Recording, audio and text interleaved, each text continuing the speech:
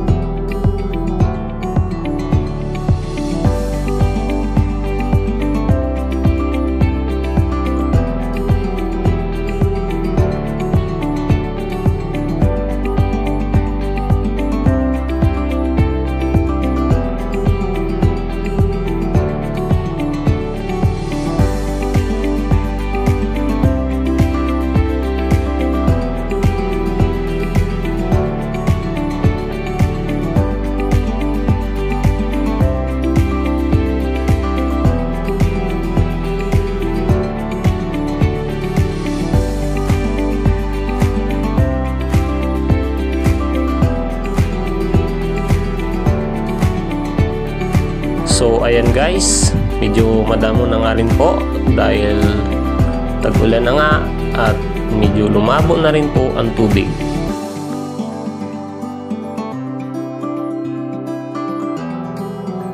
Pero ayun po, sa bangkero na aking nasakyan, nalilinis naman yan ng baha tuwing malakas na po ang ulan. At maganda din daw mamasyal dito tuwing buwan ng Marso, Abril at Mayo.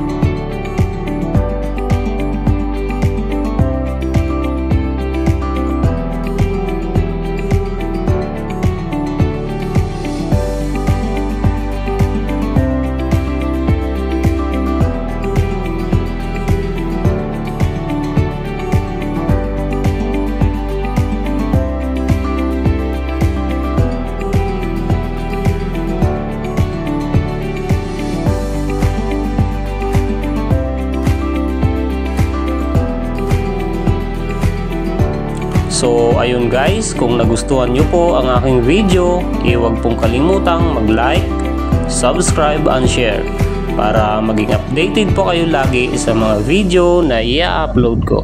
Maraming salamat!